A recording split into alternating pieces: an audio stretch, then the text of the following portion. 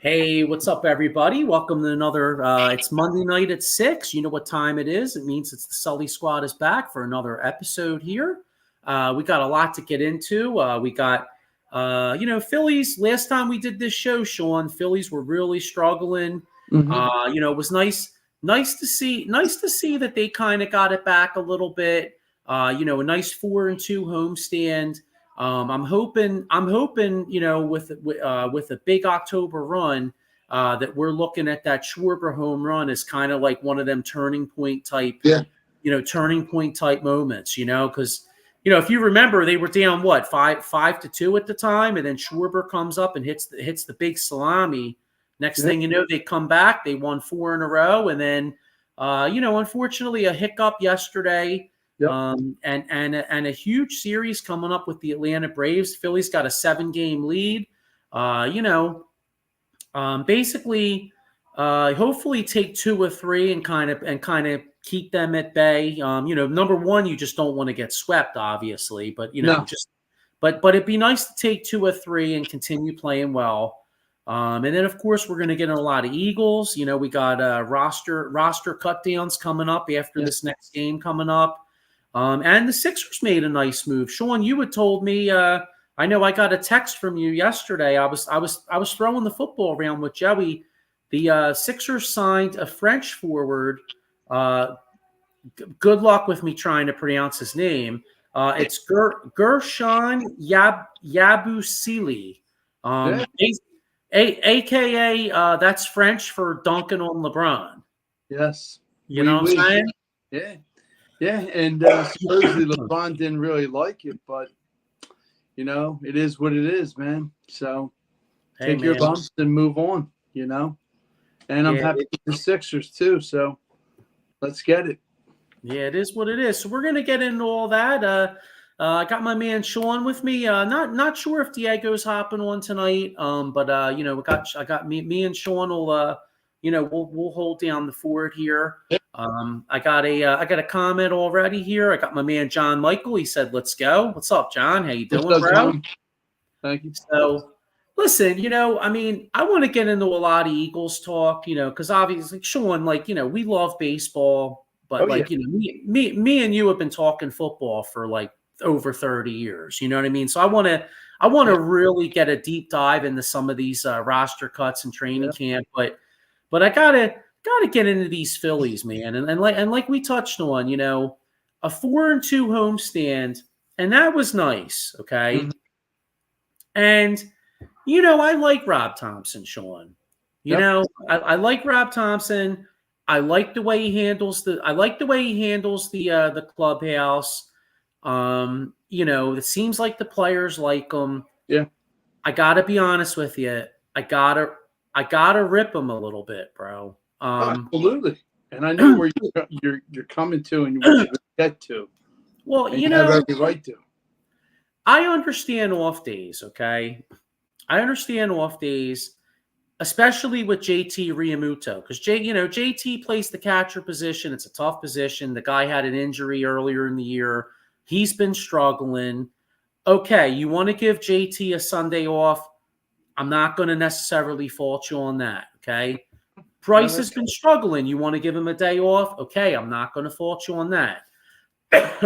Bottom line is, though, we're fighting for one of the top 2 seeds in the National League because, if the Phillies finish third, you got to play that first series. You have to play that 3-6 series, which, by the way, could be like an Arizona Diamondbacks who have our number. I want no parts of that fucking team, all right? That's small ball team. Yep. Mm-hmm.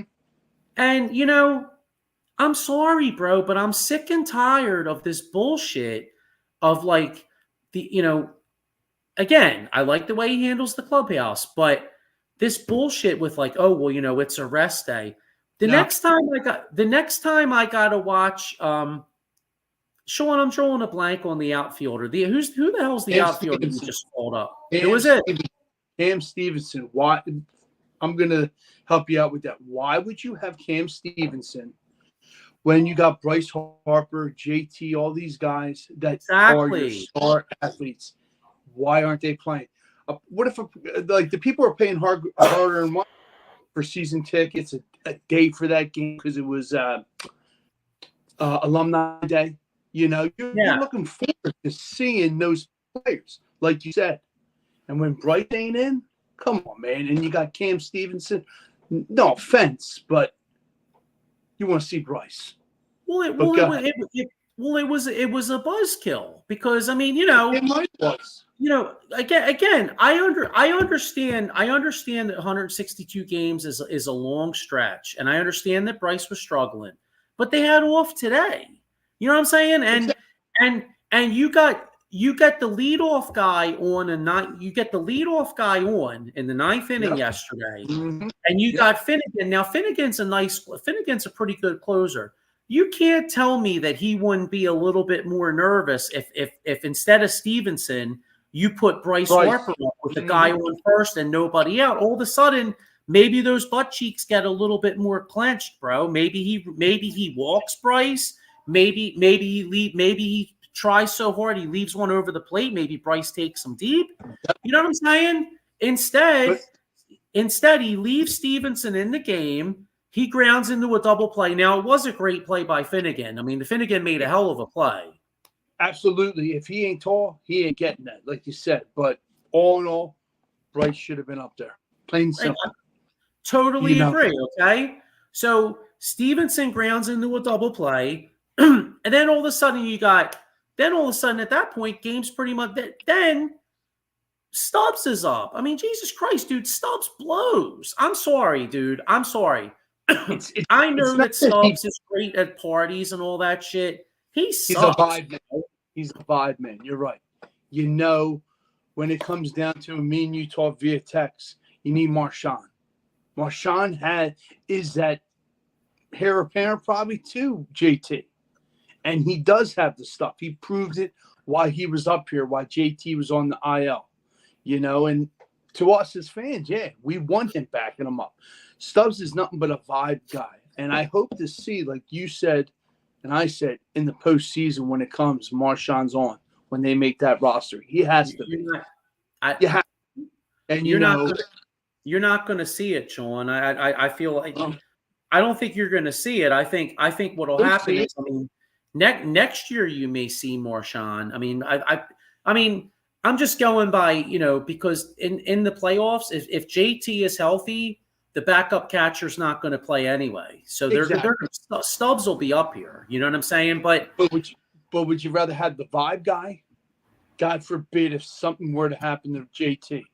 Vibe guy or Marshawn? Marshawn all day. Well, one thing is, though, if something did happen to JT, then Marshawn does come up. You know what I mean? So, but I'm not worried. I'm not hoping that. I'm just saying in my personal opinion, because like you said, Stubbs is a vibe guy. That's all. Yeah, I got a couple comments here. Dave Yarnell says, "Hey fellas, how is everybody doing tonight?" Good, man. Doing pretty good, Dave. And you know, listen, a 4-2 homestand. I mean, I'm not gonna it. You know, I'm kind of pissed off at Topper, but at the end of the day, I mean, a 4-2 homestand. It is hard to sweep a Major League Baseball team 4 straight days. Even if they're the White Sox, you know what I'm saying? Absolutely. So I'm not totally. All in all, I'm pretty pleased with how this week went.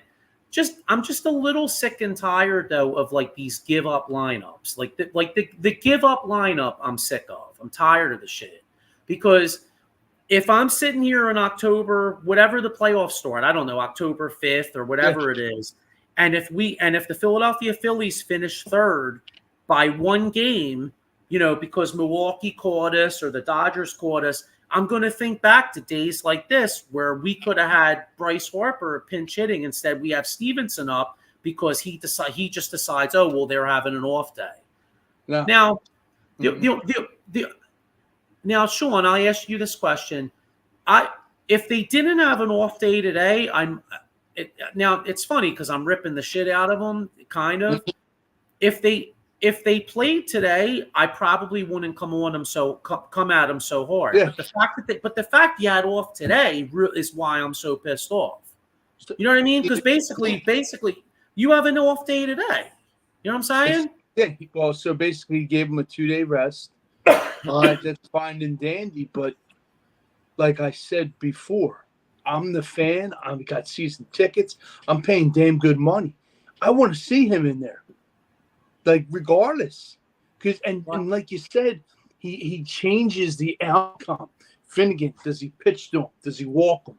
Like those players can get into a pitcher's head because he's that damn good, but we didn't know because he wasn't in. Well, here's the other thing too. So you got the leadoff guy on, right? The double play killed everything because let's keep it real. Yes. Schwarber was in the 4-hole. Mm-hmm. Kyle Schwarber's in the 4-hole.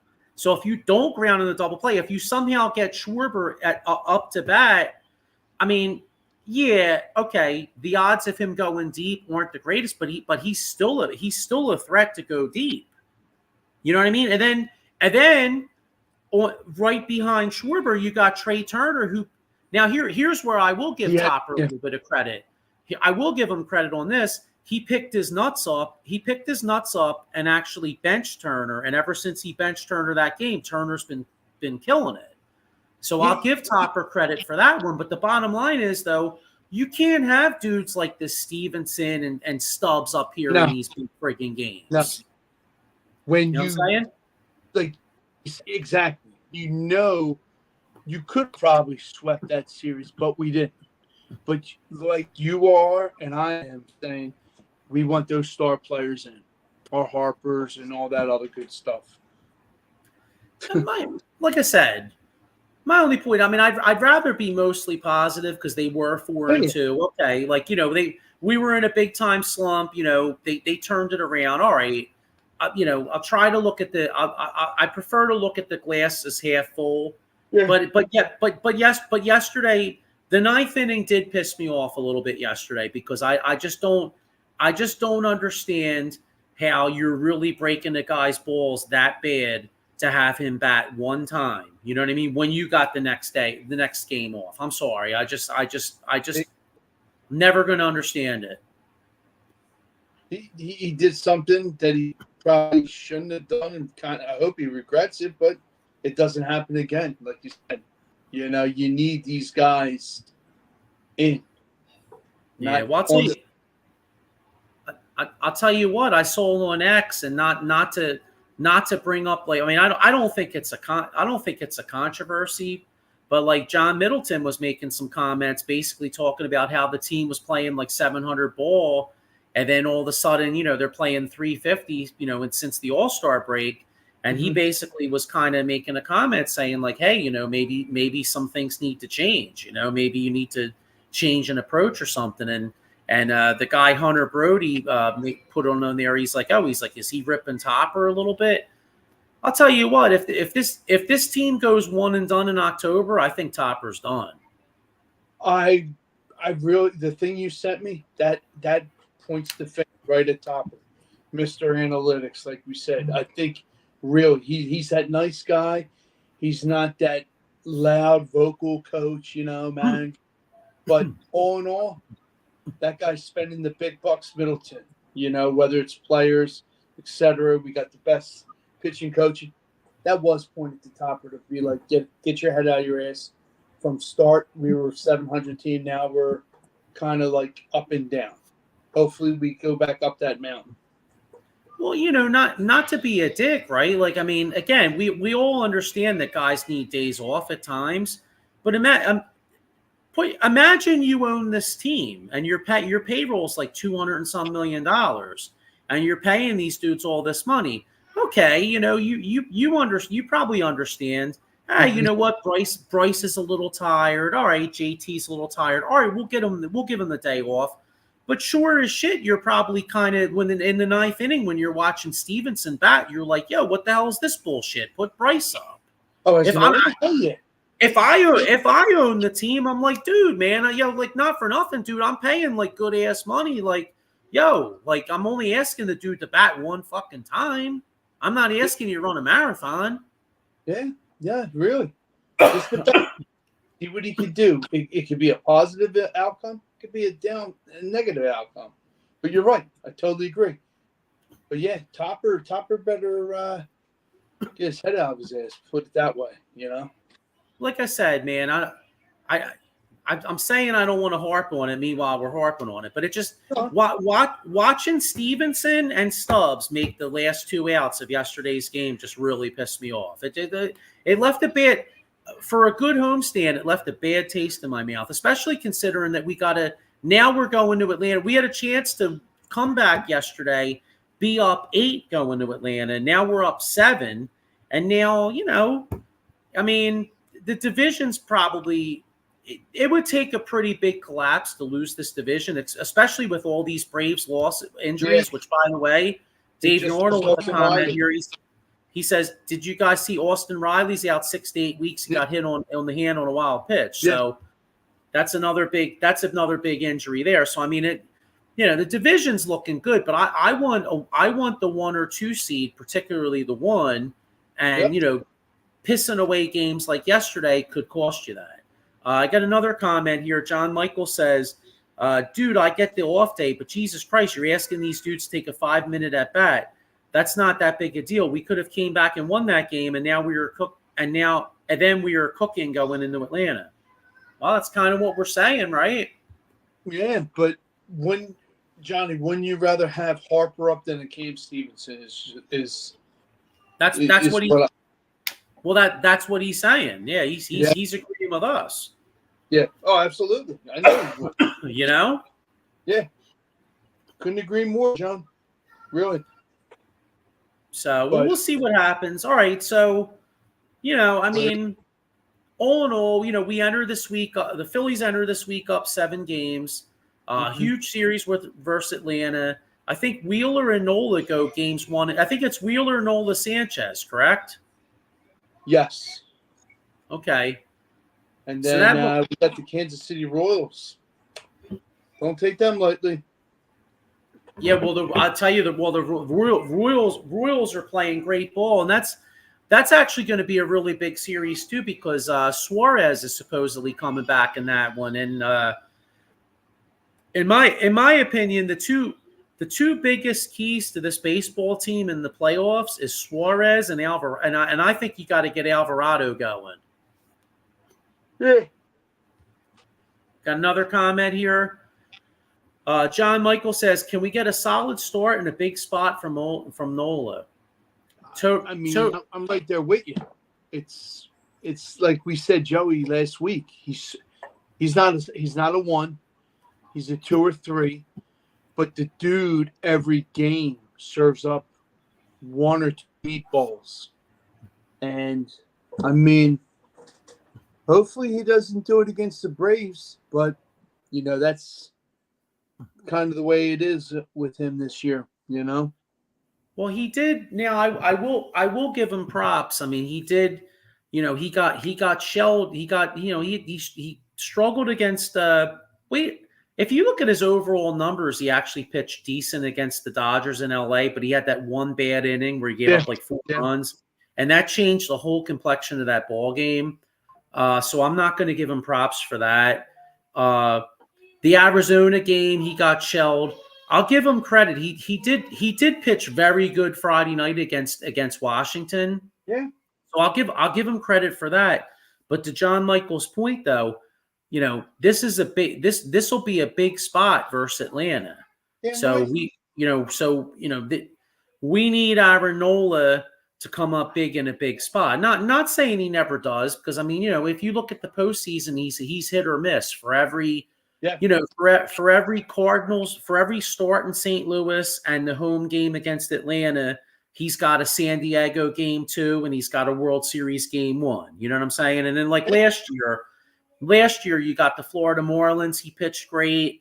The first game versus Arizona, he pitched great. Game 6 comes up small. So, you never Nola, like we talked about this many times, Sean. Like, Nola's great to have on the staff because he gives you a lot of innings. Yes, And yep.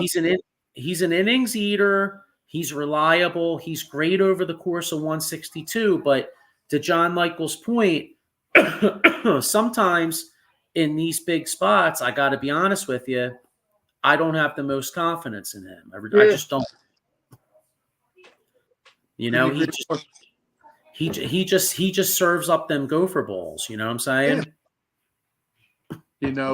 With Atlanta, back to Atlanta series, you got Albies out, Austin Riley, Strider, Acuna. This is your time now to pounce on this team. Like, take no prisoners, You got to watch out for your Marcell Ozuna. Michael Harris is back. Olsen. You got and what's the name? What's the catcher's name that we had? He has on. So hopefully this series is pretty good for us, and we don't shit the bed. All right. So speaking of this series, so let's go into this. Go ahead. All right. Now, before we do this show actually, you know what? I'll go the next 2 weeks just for the hell of it. But before we do this show next week, we have Philadelphia Phillies got 3 in Atlanta, Tuesday, Wednesday, Thursday, and then a tough weekend series in Kansas City for 3. Mm-hmm. But then the following week they come home, but it doesn't get any easier. Houston. You got 3 at home against the red hot Houston Astros, who, by the way, like a month and a half ago, they were like a month and a half, 2 months ago, people were talking about selling. Yeah. Now all of a sudden, remember Dennis Green back in the day? They are who we thought they were. Yes.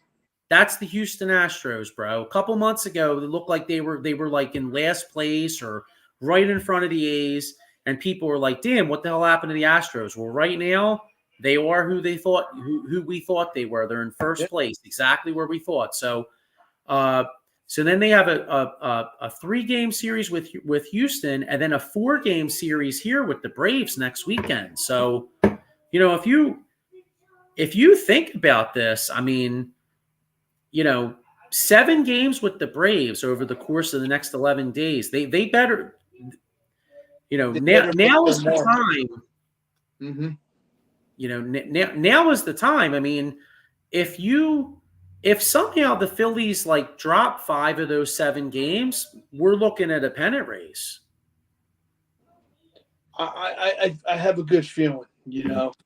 The Kansas City series is what I'm going to be watching out for more, because that team is front to back offense, Bobby Witt, Vinny Pasquini, Salvador Perez still booming them at 34, Melendez, you got a lot of guys on that team that are kind of like our team, but maybe a slight bit better, maybe, but that's how I see it. So. All right, so let's just look at the next 6 here, because we'll be on next Monday. Mm-hmm. So 3 in Atlanta, 3 in Kansas City. What are the Phillies doing? Where we at? Where we at by next Monday night? 4-2. 4-2. Okay. All right. I'll take that. Now, is that with 2 out of 3 in Atlanta, or 2 or 1 out, or you know what I mean? Like, how is that? Oh no, I'm sorry. That would be 2. That would be possibly 2 out of 3. So you think 2 out of 3 both places? Yeah. Okay. Tell you what, I'd sign up. I'll sign up for that right now. Yeah, that's exactly how I feel. Sticking to it. You know what? I'm gonna stick right with you, Sean. I'm gonna say 4-2. 2 out of 3 both places, and if that's the case, the Phillies are looking at about an 8 or 9 game lead in the division by next Monday. Now, of course, then you got Houston coming here. Yes. And you got, but if the Phillies can stay, as far as the division goes, if the Phillies can stay a solid 8 up by the big 4-game series versus Atlanta, then at that case, even if you went 2-2 here, you're looking pretty good as far as division. Then it's basically like, all right, got to beat Milwaukee out, got to beat Dodgers, Arizona, San Diego, whoever wins the West, get that 1 or 2 seed, and you're looking pretty good. Absolutely. Okay, all right. You know what? I think that works. And hey, man, Houston coming. I mean, dude, I haven't forgotten 2022. So you know what I mean. So I'd like to put something on them. Well, me and you were at watching one of the playoff games. It was like a kick in the junk, dude. Just to see what they accomplished and to get that far, and then to just shit the bed, basically. That's what you could say. Yeah.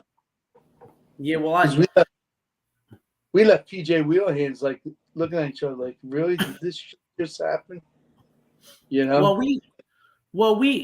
I remember we kind of had that Mitch Williams. We kind of had that 93 Mitch Williams feeling because, again, not to keep with the theme of shitting on Topper, but remember Zach Wheeler was pitching great, and then he takes him out. He picks Alvarado in, and then Alvarez takes him deep. Yep, and that's something. You know what I mean? Back to Alvarado. Like Ben Davis and Barkan said, his velocity is dropping. You gotta pick it up, bro. Get it back up in the hundreds. I don't know if it's a head game thing or whatever, but something you got to be that Alvarado that everybody knows and loves, not the one serving up home runs and stuff like that. Like the bullpen too. It was kind of shocking to see them give up like 2 home runs. You know what I mean? The way they've been performing. Your Hoffmans. Strom is probably the only bright spot to kind of keep it going. You know what I'm saying? Yeah. Michael Papernick Jr. says Robbie wants to use a bullpen by committee either tomorrow or Thursday. To me, either day makes no sense, especially Thursday is Sanchez's spot, which makes no sense. This is all on Robbie. I have no way, man. I can't necessarily defend him with some of these moves. So, yeah, some of them are head scratchers, like we said, but he better not pull another Cam Stevenson and no Harper. Put it that way. Yeah, I mean, hey, listen, it's I don't get it. I just Cam Stevenson, I'm just not getting, Sean. It's mind-boggling. Yeah, and getting back to my Astros hate, and I mean, this is sacrilegious as a Phillies fan, but I've told you this story back in 2017. I'm a diehard Phillies fan, as you know what I mean. Yeah. I grew up here, but I had a partial Yankees plan in 2017 because I thought, because they were making a run, and I was like, yeah, you know what? Maybe I can get playoff tickets. Fuck it, Mm-hmm. So I had tickets for game 3 against the Dodgers, and the Yankees were up 3-2, went back to Houston. All I had to do was win 1 game, and I'm watching Game 7 as if I had money on it. Now I didn't have money on it, but I had about $2,000 coming to me if the Yankees had won that game. So, needless to say, not as much as I hate the Astros for 2022, and I definitely do, I hate those pricks for 2017 too, because I was really hoping to get that $2,000. You know what I'm saying? Yep. Because it was going to be Yankees Dodgers World Series, and that was a nice seller. So damn right. For sure. Screw the Astros, bro. We got to get some revenge. John Michael says Stevenson is better than Stubbs, though. Yeah. That's not that hard. Michael Papernick Jr. with a comment. He says Robbie during the losing streak wouldn't even shake up the lineup. Also, batting Stott or Marsh fifth completely makes no sense during that streak and possibly in the future. Yeah, I mean, I agree. I mean, especially, both of them, especially. Well, actually, you could say either one, but like you look at Marsh though, dude. I mean, now you know what's funny is that we're ripping them, and I understand why Mike's ripping them too, because they do deserve to get ripped. But yesterday they went back to back on home runs, so let's knock on wood and hope that maybe they're turning it around. But the bottom line is, though, Marsh in particular. I mean, I think I read a stat where he struck out like 40 some times out of like 100 at bats. Like, dude, that's almost impossible. And yes, it is. And you know what's messed up though? He only has 12 home runs. Yeah. If you're gonna strike out that much, you better be hitting homers like Ryan Howard, bro. Yeah. You know what I'm saying? Shave the facial hair and get a nice short haircut and call it a day. See if it changes you. Another comment, Michael Papernick Jr. says Robbie gives the big FU to the fans in his non-moves. Pretty much. Yeah, kind of. You know what yesterday reminded me of? Remember 97, Scott, the Phillies sucked balls. They were fucking horrible. Maybe it was not. I don't remember. Actually, you know what? It might not have been 97. Maybe it was 98, whatever. I think it was 98. Okay.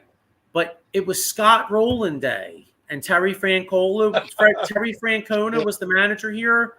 Yeah. And all these people for a shitty-ass team bought these tickets for Scott Rowland Day on Scott Rowland Day, and he sat them, bro. Yeah, I remember. That's what yesterday reminded me of. Like I'll never forget, dude. It was like it was kind of like a talking point on WIP. Like, remember back in the day, WIP like never talked baseball back then, but they talked baseball that day. Yeah. Shell shocker to sit Scott Rowland. Come on, man. Yeah. Here's my man Mike Laura. He says, "Yo, fellas, how's it going? What's up, Mike? How you doing, bro? What's up, Mike?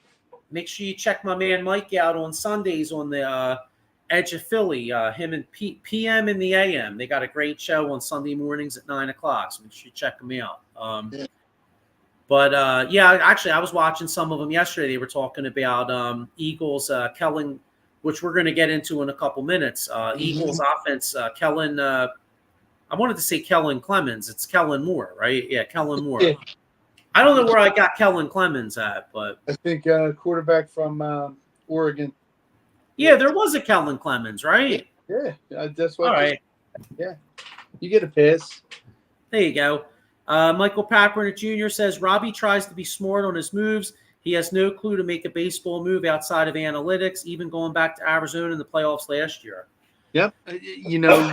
Small ball beat us. You know what I mean? And hopefully we bring that come the postseason.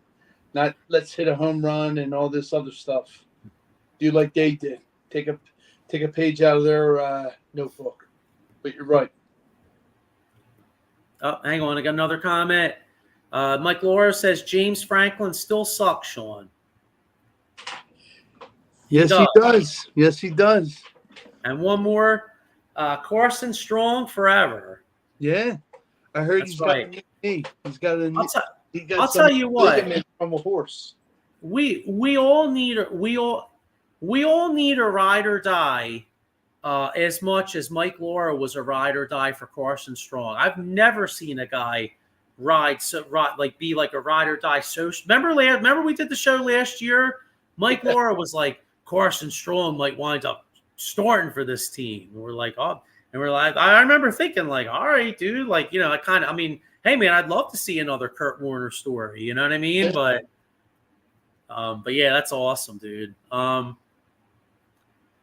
yeah, man, like we said though, like getting back to Michael Kaepernick Jr.'s comments about Rob Thompson, like I've had my issues with his moves, man, but I guess the one thing is, a lot of times they do pay off. So it's like, you don't want to totally shit on the dude, but like for instance, last year, Game 4 versus Atlanta. I mean, Matt Strom didn't have the year last year that he had the start of this year. Remember Matt Strom. If Matt Strom doesn't close that game out, we're screwed. You know what I mean? But it worked. So it's hard for me to bury a guy when the move works. You know what I mean? So, but anyway, we can talk Phillies all day long. You know what I'm saying? Let's get into the little Eagles here. What do you think, Sean? We got one. We got what? One preseason game left. Yeah, Minnesota at 1:00. Yeah. So, I don't know. What were your thoughts on the new? I mean, I gotta be honest with you. It's hard to get a lot out of this preseason, man. Like, did you get any? What was your takeaways from that game in New England? And anything in particular? I mean, my only one, honestly, was that I thought Nakobe Dean looks like he's actually coming on a little bit, and then also Tanner McKee. And it's hard to judge because McKee's going out with like third string and Pickett's going out with like the second string. But McKee, to me, looks much more comfortable in the pocket than Kenny Pickett did. What was your takeaways from the game? Same thing with the quarterbacks. Tanner McKee, Cody, Kenny Pickett, Kenny Five Gloves Pickett, whatever. I think Tanner McKee has that reason being he's 6'3", he's tall, he can see the field more. Where Pickett, is that veteran. Has more games under his belt, but, I'll take the size and intangibles of Tanner McKee over Pickett, in my opinion. And what stood out to me is Nagata, the kid, second-year kid from Clemson, 6'3", 215, 88 yards, and I think a couple good solid catches and runs, And then Will Shipley, man, I think we found our backup to Saquon, So I agree. At least in the future. I mean, because they seem to love Gainwell, so Gainwell might still be the second guy this year. But I think Gainwell's only signed through this year, and if Shipley balls out, it's a pretty good bet that Shipley's going to be the guy, number 2 next year. Absolutely, and like Mike Kaepernick's point, Dean, he's got to show up and show out because, one thing that's down on him is he's undersized for that linebacker.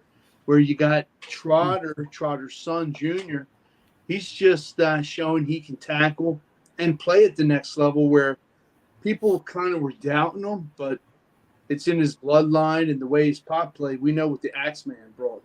So now you got the little hatchet coming here. Going to prove a point. I think he will. I think Fangio's going to get a good idea for this defense. And before I get your comment, I like the fact that Fangio is in the booth because he can see that whole field. I agree. Pick and choose, see his players. I mean, all players, but the players that he has out there, use them to their best of ability. And Avonte Maddox, to me, whoop-de-doo. He got an interception. I'm not sold on him. Is he a backup in those cases? Hell yeah. But he's not starting. And Burntberry, who knows where he's going to go? Is he trade bait? Does he stay? Does he go? Yeah. It remains to be seen. But, they edged out a 14-13 win. And, that's it.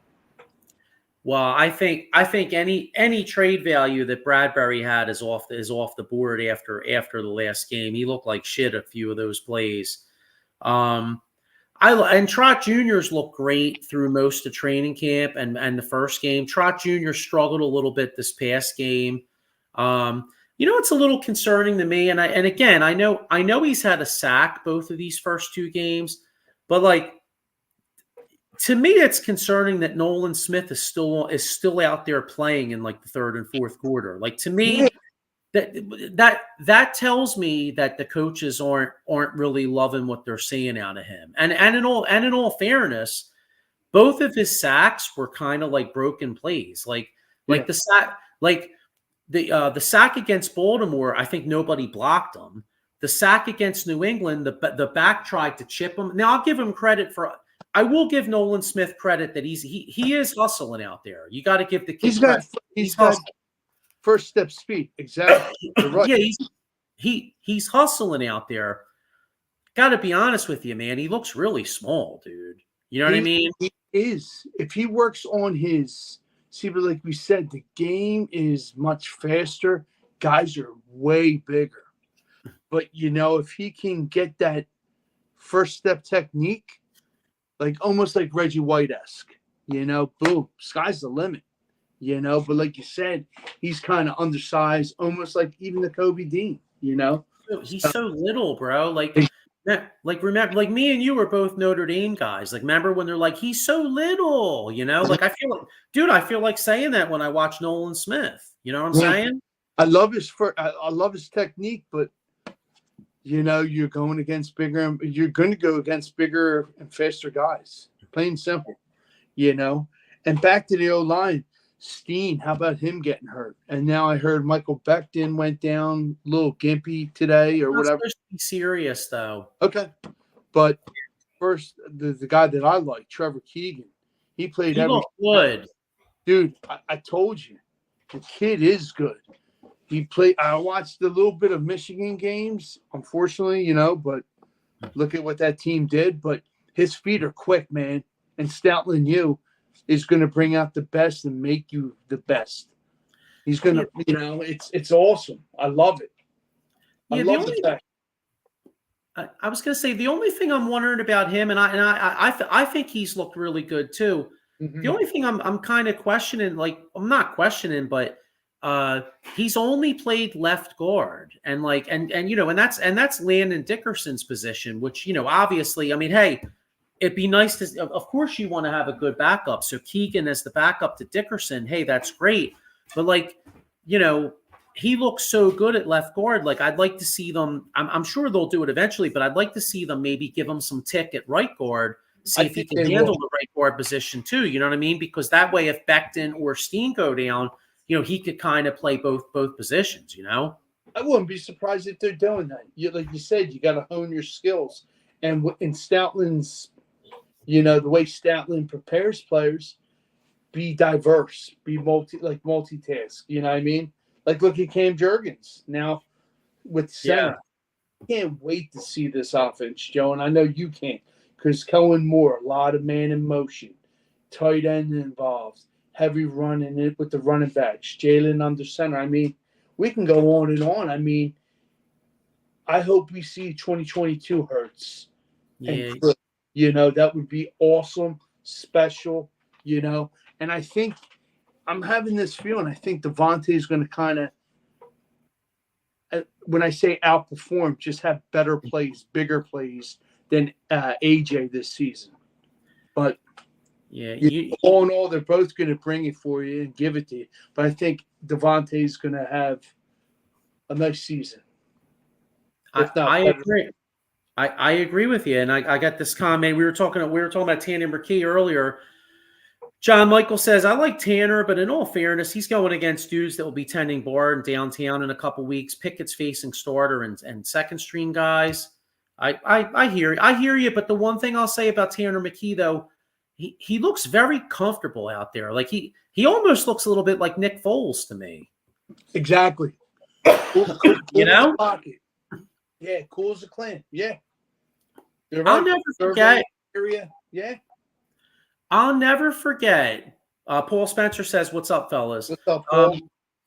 I'll never forget. And listen, I preface this by saying I'm far from some football expert. You know what I mean? I'm just a regular fan, just like everybody else. You know what I mean? Like we all talk shit. I'm wrong probably 90% more than I'm right. You know what I mean?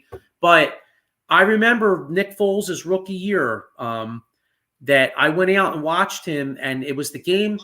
remember the game against Tampa Bay?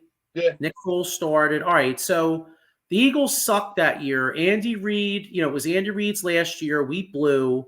We're losing the game. I think they're down 2 touchdowns. Nick Foles brings them in for a touchdown with like 4 or 5 minutes left. Then he hits Macklin with like no time left. And I remember telling Janelle, like I got home, I told my ex-wife, I was like, she's like, "Oh, how was the game?" And I was like, "Well, it was pretty good. Obviously they stink, but there's something about this Nick Foles kid. He's got a presence." Now, I'm not saying Tanner McKee is Nick Foles. That's not where I'm going with this. Yeah. And obviously, preseason playing against third stringers is much more different than playing regular season versus starters. But, sometimes you can see a guy has a certain presence about him. Like, to me, like, I don't know. I watched Tanner McKee play, and he seems to have like a quiet confidence about him. You know what I'm saying? Like you see him in the huddle, he seems like he's in control out there, and I like it. He's that silent killer, like they say, so. You know? Yeah. I mean, and obviously the guys like him. They get along great with him. And, he's taking every bit of time to grab hold of every opportunity out there for him, And it could happen. I've got a couple more comments here. Michael Papernick Jr. says, best thing to happen to the Eagles is Vic Fangio as he's Nick Sirianni's Jim Johnson. I kind of agree. I'm always partial to that old, that old school defensive coordinator. I kind of like the new school OC and the old school DC. You know what I'm saying? Here's our man Paul Spencer with a comment. He says, Nakobe Dean and Nolan Smith are products of the system. Good talent, but Georgia hit his flaws. They were stacked. I hate to say it, but I kind of agree with Paul, bro. Yeah, no, he's right. That team's stacked front to back, And when you got such a talented team as in Georgia, one guy could be bad on defense, but all of them are, you know what I mean? It's that hidden apple, that gem. Yeah, Mike Lauro actually with the question that's actually on my mind, because I think it's the biggest weakness on this football team. Who's going to be wide receiver 3? I'll be honest with you. I don't think he's on this football team. I think Howie is looking at the waiver wire. He's looking at trade possibilities. I'll make a prediction right now. You know who I think's on this football team in a couple weeks, Sean? Who? Noah Brown. I'm calling it right now. Noah Brown is like a 4th or 5th receiver with the Houston Texans. He knows Kellen Moore. He knows the system. He was with Kellen Moore in Dallas, and it wouldn't shock me at all if Noah Brown's here in a couple weeks. Yeah, but you know what I don't understand? Dude, Sean, I'm with you, man, because I watch a lot of Raiders games. I can't understand how Hunter Renfro's not on a team. Like what? Like it almost makes you wonder, is it an attitude thing? Is it a contract thing? Like how is Hunter Renfrow not on a National Football League team, dude? Because he's certainly talented enough. We got to ask the football experts at that, if we see it on Twitter. It's a very good question. Why? Exactly.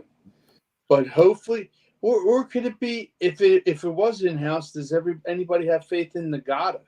You know what I'm saying? But I think they go outside the box and get somebody on another team, like your Noah Brown, like you said, and I said Hunter Renfrow. But, hopefully it's either one of them. Tell you who I would like this. I'd like Mike's. Yeah, but you got to trade, though, man. He heard Mechie from Houston or Hunter Renfrow. I'll tell you what. I would trade for Mechie. I like that kid, man. That kid's quick. He was good in Alabama. Yeah. That kid is quick. He would add a dimension to this team, because here's the other thing too. I mean, of course you need a slot receiver, and but all right, let's keep it real. If AJ Brown were to be out for the year, you're kind of screwed. If Devontae Smith's out for the year, you're kind of screwed. But just say hypothetically they have to miss a game or two. Like we need somebody that can at least be competent. You know what I'm saying? Well, exactly. If you were to get Michi, you're having jet packages, one on the outside, maybe two on the outside, and just burn them. Go down the field or 10 and in or 10. Like it's like you said, Joey, pick your poison because speed kills, bro. Plain and simple. I couldn't agree more, but I like to see Michi, but I don't see it. I see more of Hunter Renfrow. Well, speaking of Renfrow, Mike Laura has a comment here saying Renfrow was hurt last season. Yeah, I think it was. So that's all right. So that's one thing. And I'll tell you what, when I think injuries, I think of my man Jason Fine, aka Attorney Big Al. Motor vehicle accidents, slip and fall, workers' compensation, or personal injury claims. Sean, man, you get hurt on the job, dude. Who you gonna call, man? That's my man is gonna get you paid, right? Yes, he is. He's going to try his damn hardest to help you out. Yeah, so he's got 3 office locations throughout Pennsylvania, New Jersey, 1 in Philadelphia, PA, 1 in Cherry Hill, and 1 in Pittsburgh. So, obviously, professional Hunter Renfrow didn't need to call his ass. Plus, he was in Vegas. So, yeah, Hunter Renfrow, even though he's out of work right now, he made a pretty good buck the last couple of years. I think he's all right. Oh yeah, he's good. He's good. So, but anyway, got another comment here. Michael Paprinick Jr. says, "I'm going long shot that Howie goes after Adam Thielen as wide receiver number 3." I'd be okay with that. Is Thielen still in Carolina? Yes, he is. Yeah. The only thing, I mean, I agree with him. The only thing is, though, it's like Bryce Young was so terrible last year, and Carolina, would Carolina want to hold on to a veteran like Thielen just so they could develop the quarterback? You know what I'm saying? Like, nah, I think they have high praise for that rookie guy they drafted, Xavier Legette from South Carolina. Okay. So, to Mike Paprinick's question, it can happen. John Michael says, "I heard Renfrow was working for Green Thumb." I need him for my lawn then. Tell him to come over, John. Hey, I'll tell you what. Oh, wait, hang on. The only problem with the Thielen trade is as caught 103 balls last year. Yeah, well, I know they probably would want something for him, but yeah. I'll tell you what. Speaking of rookies, because you were talking about rookies. Yeah. Do you happen to see any? Did you happen to see any of Caleb Williams? Did you see that throw he made the other day? Yeah. I'll tell you what, man. I don't want to go raving about him because he's a Bears fan. He really sees the Bears being special this year. They got there, and I was watching Hard Knocks a little bit. They invested in that one pick in Caleb. I love the Rocker Purse Williams. Hey, man. Hey, I'll tell you what. I know he paints his fingernails and all that shit. But if he could throw touchdowns, I don't think Chicago fans will give a shit, dude. They haven't had a quarterback since Sid Luckman. You got that right, but yeah. That was a hell of a catch. The kid's special. They do have good wide receivers in DJ Moore and Adunis, the rookie, and Keenan Allen, and a great tight end. So something like similar to here. But tell you what, yeah, I was gonna say in the next week or two, I want to get into actual football predictions. But yeah, we'll get into that later. But absolutely, okay. John Michael says, "Dude, the kid is a straight up weirdo, but I gotta tell you, he looks kind of good. I hope our weirdo kid on the Sixers is good too." Yeah, that's true. You hit on both notes. Michael Paprinick Jr. says Caleb Williams looks good, and they have DeAndre Swift. Yeah, I'll tell you, the Bears could surprise some people. And here's another thing too. When we get into division predictions, yeah, that's a tough ass division, bro. I mean, look at that division. You got the Detroit Lions. I want to say almost kind of like America's team last year. I mean, I think everybody a lot of America I know I was rooting for the Lions in the championship game. Oh, you know what I mean? Like, just so you got the Detroit Lions. You got Green Bay. Green Bay really came on as the year went on. Jordan Love all of a sudden looked like he took at least 2 steps forward, right? And now you got, huh? Quick question. Sure. Does Jordan Love regress or progress? I think he progressed. I kind of like that kid. You think he's gonna do well even with that money he got? You know how some guys get that money and they. Nah, I like the kid, man. He showed. You know what? He showed me a lot. Beating Dallas in Dallas showed me something, and then I know they lost in San Francisco, but he showed me something that game too. Like that kid showed me something, dude. You couldn't have said it better. That inclement weather, but he balled out. You're right. It's so true. But like you said, you got. Sorry to interrupt you. You had your Green Bay, your Minnesota, your Detroit. That division's heavy. It's tough. You're right. Well, even Minnesota. I mean, it's a shame. I mean, it was only one preseason game. It's a shame, but by a lot of accounts, that J.J. McCarthy kid was looking pretty good. I mean, I don't know how good he's going to be, but I'll tell you what, you couldn't have, if you're a young quarterback, you couldn't have picked a better team to go to. I mean, you're coming to a team with like Aaron Jones as running back. You got Justin Jefferson. You got the kid they drafted at wide receiver. I'm drawing a blank. Jordan Addison. That's it. Jordan Addison. Yeah. Hawkinson. Yeah. I mean, you got that Minnesota team's got a lot of freaking weapons. And the funny thing is that if you're making, I'm sitting here making division predictions. I mean, I would probably say Minnesota going into the season might be the worst team in that division. And I'll tell you what, for being the worst team in the division, they're actually pretty good. Yeah. I mean, it's not a bad football team. Mm-hmm.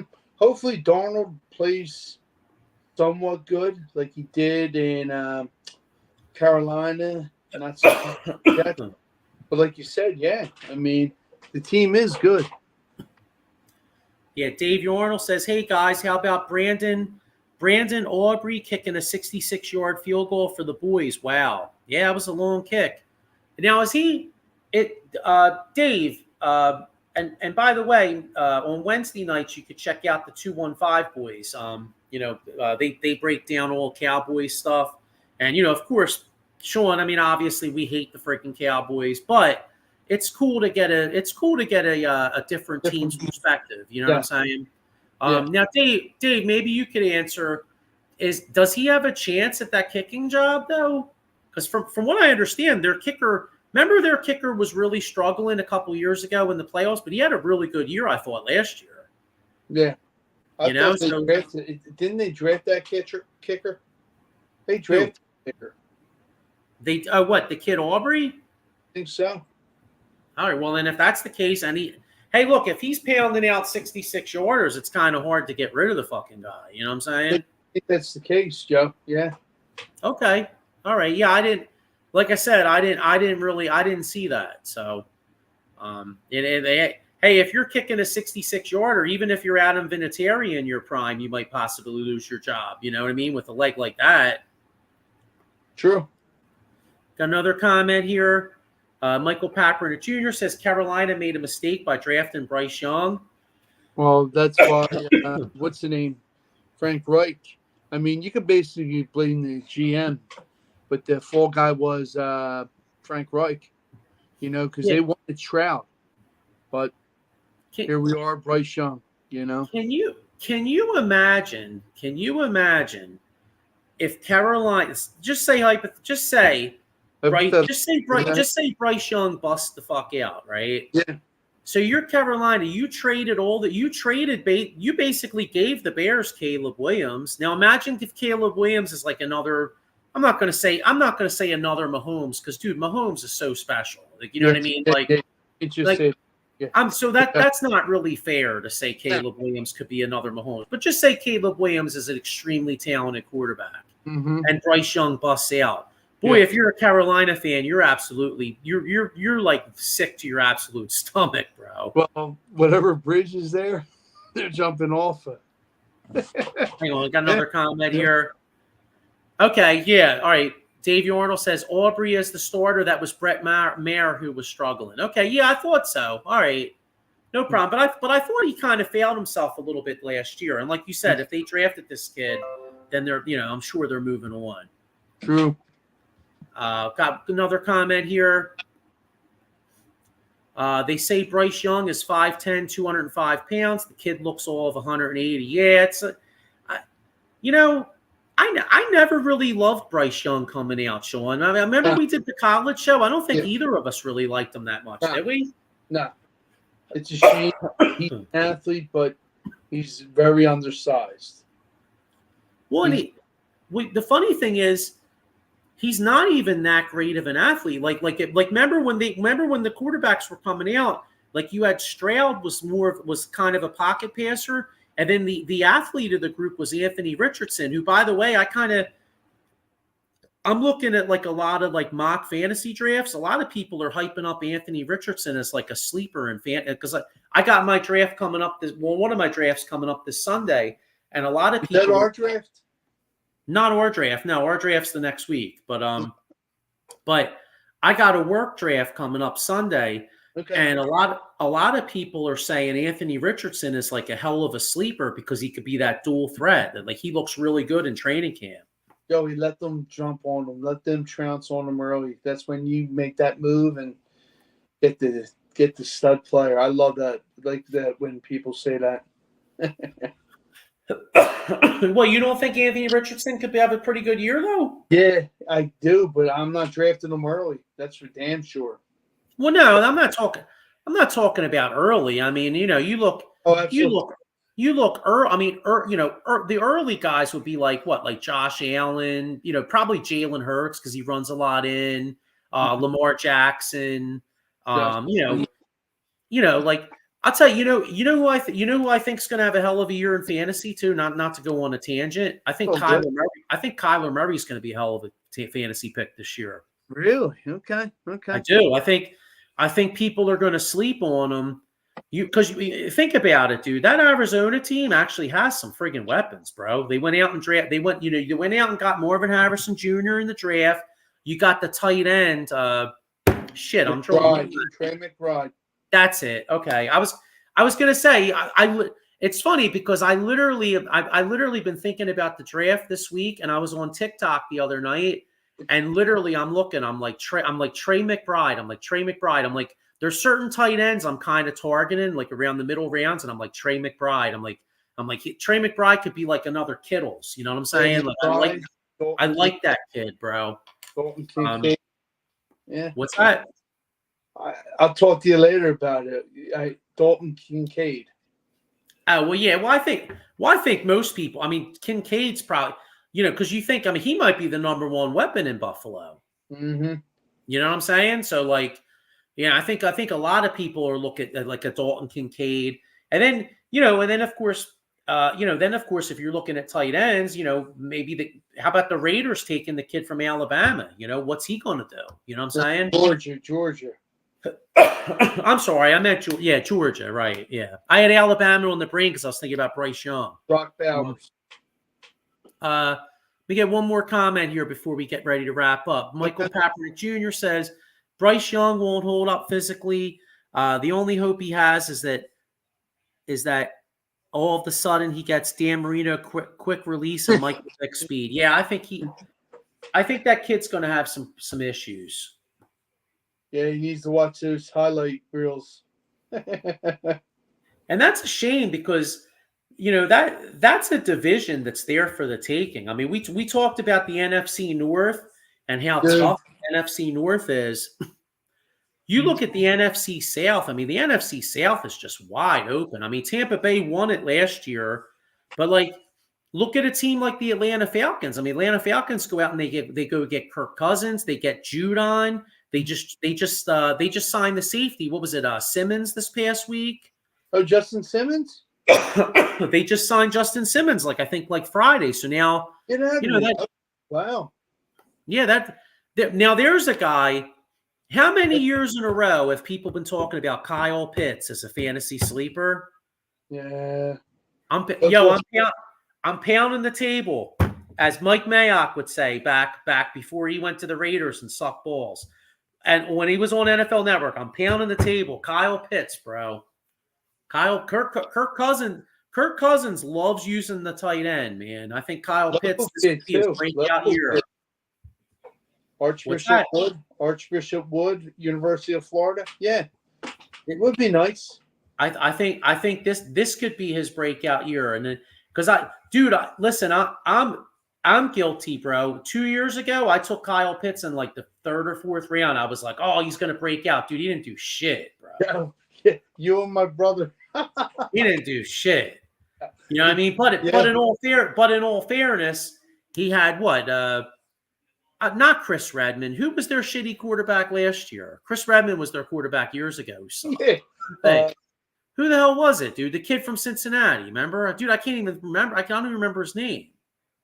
Desmond Ridder. Yeah, there you go. All right. Well, yeah. There's a big difference between Desmond Ridder throwing to you and like a solid veteran like Kirk Cousins. Yeah. I got the 4th pick in my draft. So. Oh, 4th. Wow, that's cool. I'm trying to think. 4th. That's an interesting spot. So let's see. Let's break it down real quick. So you got McCaffrey's probably consensus number 1, probably most drafts, correct? Yeah. All right. Now number 2, it gets a little interesting, right? I mean, number 2, it could somebody have balls and take like a Breece Hall, or does somebody go with the wideout? Like a number 2 could be maybe like what, like a CD Lamb? Yeah, I would take CD Lamb. All right. So then we get to number 3, another kick-ass wideout. I think Justin Jefferson might slide a little bit just because he doesn't have a quarterback, right? I mean, there's always that person that likes him because he's that talented of a wide receiver, but that would be nice at 3. Take him. I'll be happy. I don't know though. St. Brown goes probably 3rd. See, I feel like St. Brown's like a 5th or 6th pick. I hear you. I mean, I got him on my radar at 3 or at 4th. Brown or Tyreek Hill for me. Oh, dude, I'm forgetting Tyreek Hill. Well, Tyreek Hill might go 3rd. There you go. It's because Tyreek Hill would be like around the 3-4 range. I hope that don't happen. I hope he falls in my lap. So then you kind of get into like the Breece Halls. A lot of people are loving a lot of people are hyping up Bijan Robinson this year as like a top 7 pick. You know, they think Bijan Robinson's going to be that dual threat. I hope to see Barkley or Derrick Henry down my way. That'd be beautiful. I'll tell you what, last year, I thought I drafted a hell of a team last year, right? My first 2 picks were Jamar Chase and Garrett Wilson. You talk about getting fucked, bro. I did I did royally because Aaron Rodgers gets hurt the first game, and then Burrow gets hurt, right? But if both those quarterbacks are healthy, dude, I think I'd be looking pretty good with Jamar Chase and Garrett Wilson. I think that they would have put up some serious numbers. And next thing you know, I'm like, I'm boned, Yeah. Aaron Rodgers running out for the national anthem and then tearing his ACL. That was like my fantasy football team. You know what I mean? I'm like, dude, I'm boned, Yeah. I'll tell you what, nice.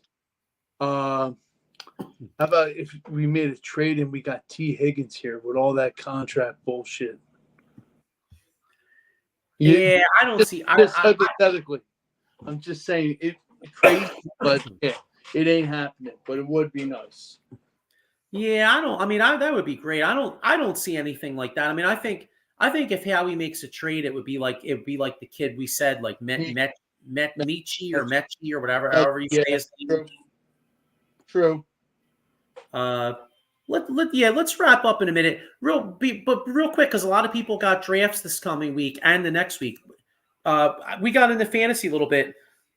Who's your favorite? Do you have a particular fantasy sleeper, or you don't want to? Oh no, you probably don't want to give it away. Never mind. Yeah, never mind. I was gonna say, well, you know what? All right, just pretend nobody in your draft's watching. Who's your fantasy sleeper? I got one. I'll put mine out there. I don't care. Yeah. I've been doing fantasy football since 1989, bro. I was Yeah. 11 years. I was 11 years old. We did this, John. In fact, sometimes I get mad because I watch all these dudes on like these shows, and I think to myself, I'm like, we should have done these shows. I've been doing this shit since I was 11 years old. Exactly. We used to have to cut the shit. We used to have to cut this. We did touchdown only. We used to have to cut it out of the newspaper. You know what I mean? I remember that. The one guy, my Uncle Bob's friend, Bill McKenzie, he used to do a newsletter, and it was funny as shit, man. He would like rip people. You know what I mean? Like we would bust balls and shit. And oh man, I'll tell you know what's ironic? Fantasy football is made for the computers, and like I sound like such an old head saying this. I enjoyed it more when you had to cut the stats out of the paper because it was more personal, you know? No, it was. You looked forward to getting the daily news. Exactly. Like I remember, like with football, high school football. Yo, man, like I would tell you, yo, Judge beat Ryan or whatever. Yeah, Wood, you know, stuff like that, man. That's the other thing was too when you made a trade, you actually had to call the person on the phone. Yeah, like, you know what I'm saying? Like again, I don't want to go, huh? You had to get like authority, like yo, I got this player straight up. Do you want to do it? Yeah. Well, then you had to call the commissioner. I know. I don't want to go on a tangent here, but truth be told, I still love the draft. Like the fantasy football drafts are like they're two of my favorite days of the whole year because you know we just grub it up, have some beers, laugh and joke. Fun, man. That's what it's all about. But if I had to be honest with you, when you take the draft out of it, I'm not nearly as into. I mean, don't get me wrong. I'll still try to win. I mean, not only because I want to win, but also for the integrity of the league. But I mean, if I had to be 100,000,000% honest with you, for me, it's all about the draft. Like if I wasn't in it, I would miss the draft. But the actual like fantasy football, and I think, dude, and honestly, I think FanDuel and DraftKings kind of took something out of it too, because like, you know, not only do you have your fantasy league, but now if you want, now it's like on a Sunday, dude, I got a million things going on. Like I might have a couple small bets. You know what I mean? Like I have a couple little bets. I got 2 leagues. The Eagles. I don't even know what the hell I'm watching. Not only that, you can make another fantasy team, like that quick pick fantasy team for Sunday. You know what I mean? Oh yeah. So you're right. It takes the old school, out. You know, couldn't agree more. Here's kind of a question for football in general and also fantasy to a point. Michael Kaepernick Jr. says, with Mixon out as running back, who was the new starting running back in Cincinnati? Isn't it a battle between Brown and Moss, right? I'm going to tell you who it is. It's Sidney Brown's brother. It's going to be Chase Brown. Yep. I'll tell you what. Again, not to give away too many secrets, but if you're looking for a sleeper running back, a good football team like Cincinnati, a guy like Chase Brown would probably be a really good guy to get in the middle rounds. You know, if you think about it, you know what I mean. They're the kind of you want to get guys that are on teams that score a lot of points, and if Joe Burrow is healthy, they should be scoring a lot of points. You know what I mean? So, I don't know. Yo, bro, I better wrap up before I give away like my whole fantasy. Like before everybody takes all my picks at this draft. You know what I'm saying? Go Fightins, go Phillies. Yep. Go Eagles. See you next week. Yep. See you next week. Yeah, let's hope for 6-0. But hey, if we get 4-2, not too bad. And Eagles. By this time next week, I guess we'll be getting ready for week 1. So we'll break down the final roster. Yeah. Yep. Oh, and shout out to the Sixers for signing that French dude. I forget his name, but he's the dude that dunked on. We brought it up at the beginning of the show. He's the dude that dunked on LeBron. So if you could dunk on LeBron, do it again, LeBron. If you hear it. Yeah. Prepare. The other thing that's kind of cool about him too is he's a former Celtic. And wouldn't it be nice to like if we play them in the playoffs and he goes and shits on them? You know what I mean? shits on Tatum and Jaylen Brown. It definitely would be nice. So, all right, everybody. Well, thanks for checking out the show. Go Phils, go Birds. And we'll see you all next week. Good luck in your fantasy drafts.